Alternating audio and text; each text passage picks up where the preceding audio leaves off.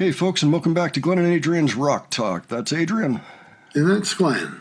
And today we're going to take a look for the first time at Grand Funk Railroad. This is a request.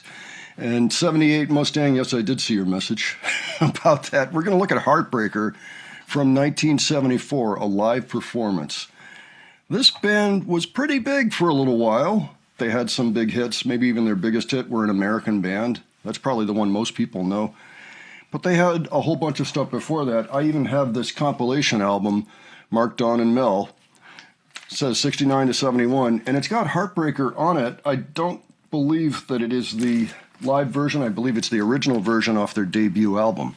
We don't have a lot of direct experience with Grand Funk Railroad aside from that big radio hit because it just seems like we hear the name, but nobody had the record. Yeah. Isn't that about what you experienced, Adrian? That was what I experienced exactly. People were talking about it, but nobody had a Grand Funk record. Yeah. I always wanted to check out this band just to see what they were like. Some Warning fans say that they hear parallels between this performance and what the Warning are doing today. So we're going to see for ourselves if we can hear anything in there. Any thoughts before we start, Adrian? I'm psyched to finally see and hear these guys. All right, let's check it out, and we'll talk about it afterwards. Alrighty.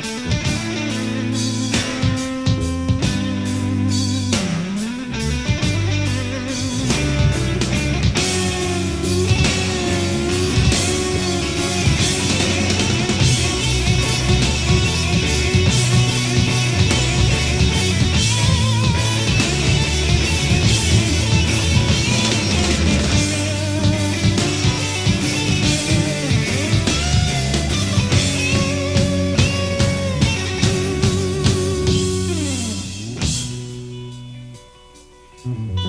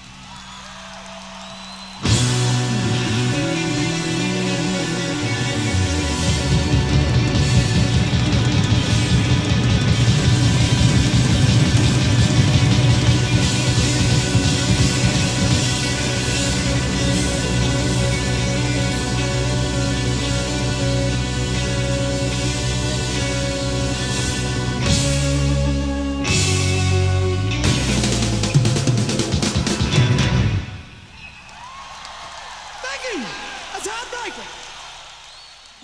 All right. Well, do you have any thoughts on that, Adrian?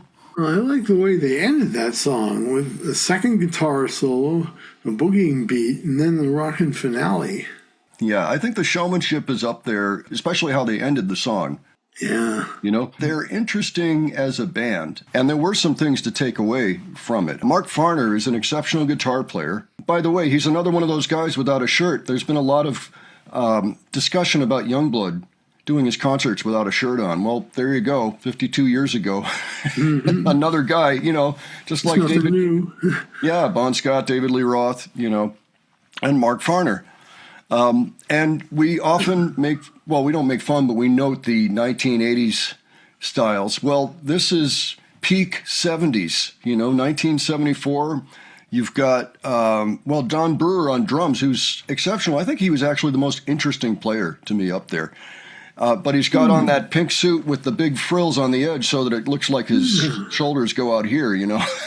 Yeah, I remember. What was the drummer wearing? Shoulder pads deluxe. It was some kind of frill thing, you know. You remember the Seinfeld episode with the frilly shirt? It was a little like that, you know, a pirate shirt. But it was also pretty standard. We saw that sort of style a lot on groups in the mid-'70s. So it's nothing new, you know. Mel Schaefer with his yellow jumpsuit on the bass guitar there. Neon yellow bass player. Yeah.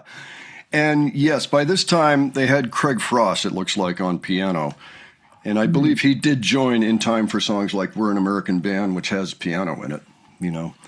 Yeah, I heard a lot of Hammond. Sometimes I could see a Hammond organ.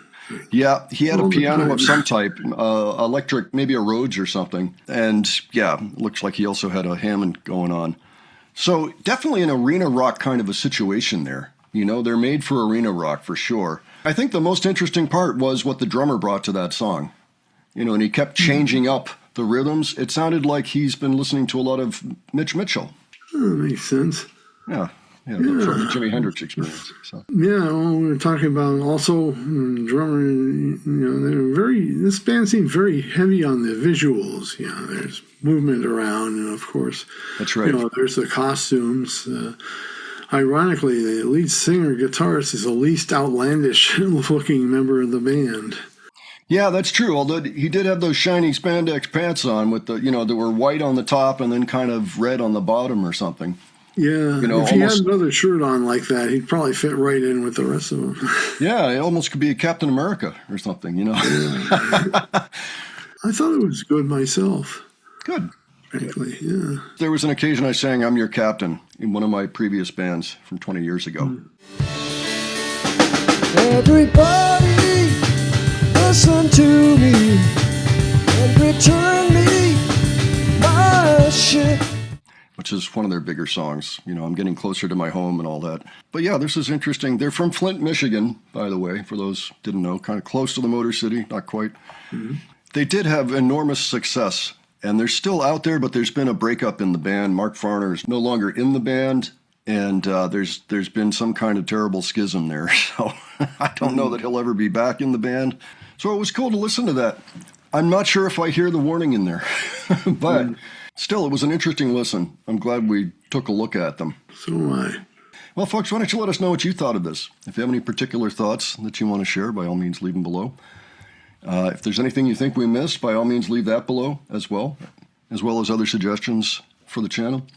Okay, and if you enjoyed this video, please give it a like. And if you enjoyed the presentation, please subscribe. All right, thanks so much for joining us today. We will catch you on the next one. Take care, folks. See you all later.